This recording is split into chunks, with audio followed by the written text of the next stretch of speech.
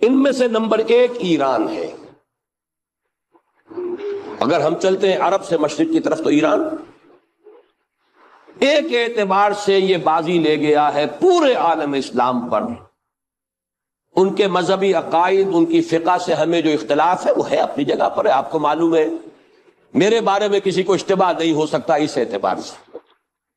میری جس درجے دشمنی رکھی گئی ہے، جس طرح میرے سر کا جو ہے مطالبہ ہوتا تھا، 2 ہی آدمی تھے پاکستان میں کہ جن کے سر مانگے گئے، ایک کراچی کے وہ شاہ بلیغ الدین صاحب اور ایک میں، تو اس حوالے سے وہ اپنی جگہ پر اختلاف ہے، لیکن اس حقیقت کا اعتراف کیے بغیر نہیں رہا جا سکتا پورے عالم اسلام میں یہ واحد مسلمان ملک ہے جس نے بہرحال اپنی شریعت، اپنے عقائد کے مطابق ایک مذہبی انقلاب برپا کیا ہے، اور پورے عالم اسلام میں مذہبی سطح پر حکومت کی سطح پر فنڈامنٹلسٹ صرف ایک ملک ہے، یا دوسرا جو ہے تھوڑا سا وہ ہے سوڈان، لیکن اس کی اہمیت اس لیے نہیں کہ وہ کسی عوامی انقلاب سے نہیں بنا، بلکہ وہ تو ایک فوجی انقلاب سے شکل بنی ہے جو بھی بنی ہے۔ اللہ کرے اس میں استقامت ہو، اس سے یقینی کوئی نتیجہ برآمد ہو جائے۔ خبریں بھی اچھی آ رہی ہیں، لیکن میں تو دنیا کا جو پرسپیکٹو ہے اس کے حوالے سے عرض کر رہا ہوں کہ اس پہلو سے ایران ان کا ٹارگٹ ہے، ٹارگٹ نمبر 1 ایک خاص اعتبار سے۔ ٹارگٹ نمبر 1 ایک دوسرے اعتبار سے ہم ہیں، وہ میں بعد میں عرض کروں گا۔ چونکہ حکومت کی سطح پر فنڈامنٹلزم ہے اور وہ آیا ہے ایک عوامی انقلاب کے نتیجے میں، پھر ان کے پاس تیل کی دولت ہے، اس کے خلاف اکنامک سینکشنز بھی ہو جائیں تو اگر لیبیا کھڑا ہو سکتا ہے تو بہرحال وہ بھی کھڑا ہو سکتا ہے، اور نقشہ وہ دنیا کو دکھا چکا ہے کہ لڑا دے ممولے کو شہباز، یہ نقشہ بھی اس نے دکھا دیا۔ یہ ہے ایران کا معاملہ۔ نمبر 2 پاکستان۔ پاکستان 400 برس کی تجدیدی مساعی کا امین ہے، امانت دار ہے۔ پورے ہندوستان میں مجدد الفسانی رحمت اللہ علیہ، شاہ ولی اللہ دہلوی رحمت اللہ علیہ، سید احمد بریلوی رحمت اللہ علیہ، ان کا جہاد، پھر اس 20ویں صدی عیسوی میں یا 14ویں صدی ہجری میں علامہ اقبال جیسا مفکر، مولانا مودودی جیسا مصنف، مولانا الیاس جیسا مبلغ، شیخ الہند جیسا مجاہد حریت، پورے عالم اسلام میں ان کا پیرلل کوئی موجود نہیں۔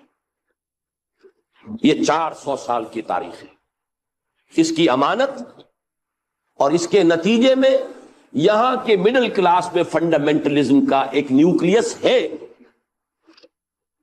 اگرچہ حکومت کی سطح پر کوئی پیش رفت نہیں ہو سکی آج تک، بلکہ اب تو پسپائی ہو رہی ہے، اب پیچھے ہٹ رہے ہیں۔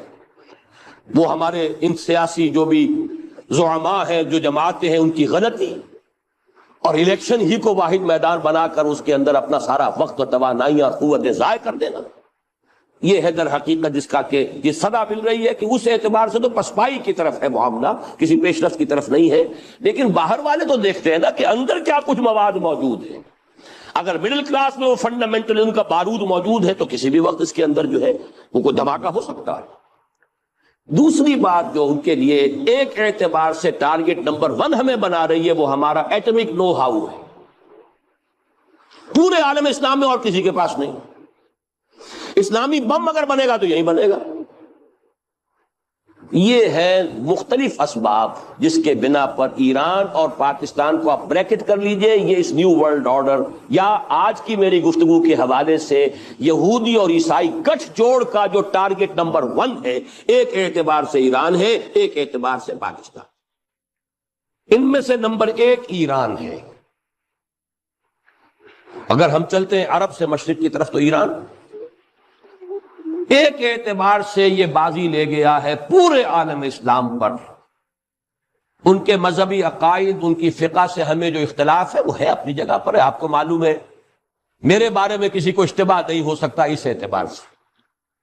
میری جس درجے دشمنی رکھی گئی ہے، جس طرح میرے سر کا جو ہے مطالبہ ہوتا تھا، 2 ہی آدمی تھے پاکستان میں کہ جن کے سر مانگے گئے، ایک کراچی کے وہ شاہ بلیغ الدین صاحب اور ایک میں، تو اس حوالے سے وہ اپنی جگہ پر اختلاف ہے، لیکن اس حقیقت کا اعتراف کیے بغیر نہیں رہا جا سکتا پورے عالم اسلام میں یہ واحد مسلمان ملک ہے جس نے بہرحال اپنی شریعت، اپنے عقائد کے مطابق ایک مذہبی انقلاب برپا کیا ہے، اور پورے عالم اسلام میں مذہبی سطح پر حکومت کی سطح پر فنڈامنٹلسٹ صرف ایک ملک ہے، یا دوسرا جو ہے تھوڑا سا وہ ہے سوڈان، لیکن اس کی اہمیت اس لیے نہیں کہ وہ کسی عوامی انقلاب سے نہیں بنا، بلکہ وہ تو ایک فوجی انقلاب سے شکل بنی ہے جو بھی بنی ہے۔ اللہ کرے اس پہ استقامت ہو، اس سے یقینی کوئی نتیجہ برآمد ہو جائے۔ خبریں بھی اچھی آ رہی ہیں، لیکن میں تو دنیا کا جو پرسپیکٹو ہے اس کے حوالے سے عرض کر رہا ہوں کہ اس پہلو سے ایران ان کا ٹارگٹ ہے، ٹارگٹ نمبر 1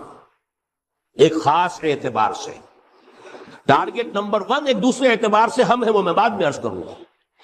چونکہ حکومت کی سطح پر فنڈامنٹلزم ہے اور وہ آیا ہے ایک عوامی انقلاب کے نتیجے میں، پھر ان کے پاس تیل کی دولت ہے، اس کے خلاف اکنامک سینکشنز بھی ہو جائیں تو اگر لیبیا کھڑا ہو سکتا ہے تو بہرحال وہ بھی کھڑا ہو سکتا ہے، اور نقشہ وہ دنیا کو دکھا چکا ہے کہ لڑا دے ممولے کو شہباز، یہ نقشہ بھی اس نے دکھا دیا۔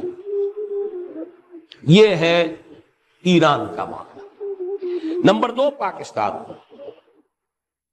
پاکستان 400 برس کی تجدیدی مساعی کا امین ہے، امانت دار ہے۔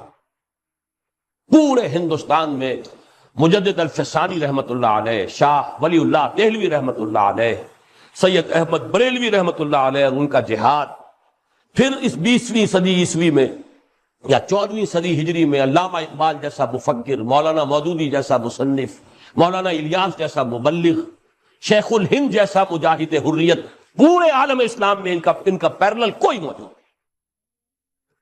یہ 400 سال کی تاریخ ہے، اس کی امانت، اور اس کے نتیجے میں یہاں کے مڈل کلاس میں فنڈامنٹلزم کا ایک نیوکلیس ہے، اگرچہ حکومت کی سطح پر کوئی پیش رفت نہیں ہو سکی آج تک، بلکہ اب تو پسپائی ہو رہی ہے، اب پیچھے ہٹ رہے ہیں۔ وہ ہمارے ان سیاسی جو بھی زعماء ہیں، جو جماعتیں ہیں، ان کی غلطی اور الیکشن ہی کو واحد میدان بنا کر اس کے اندر اپنا سارا وقت اور توانائی اور قوتیں ضائع کر دینا، یہ ہے در حقیقت جس کا کہ یہ صدا مل رہی ہے کہ اس اعتبار سے تو پسپائی کی طرف ہے معاملہ، کسی پیش رفت کی طرف نہیں ہے۔ لیکن باہر والے تو دیکھتے ہیں نا کہ اندر کیا کچھ مواد موجود ہے۔ اگر مڈل کلاس میں وہ فنڈامنٹلزم کا بارود موجود ہے تو کسی بھی وقت اس کے اندر جو ہے وہ کوئی دھماکہ ہو سکتا ہے۔ دوسری بات جو ان کے لیے ایک اعتبار سے ٹارگٹ نمبر 1 ہمیں بنا رہی ہے، وہ ہمارا ایٹمک نو ہاؤ ہے۔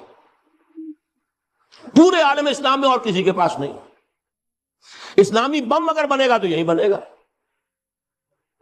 یہ ہے مختلف اسباب جس کے بنا پر ایران اور پاکستان کو آپ بریکٹ کر لیجئے، یہ اس نیو ورلڈ آرڈر یا آج کی میری گفتگو کے حوالے سے یہودی اور عیسائی گٹھ جوڑ کا جو ٹارگٹ نمبر 1 ہے، ایک اعتبار سے ایران ہے، ایک اعتبار سے پاکستان۔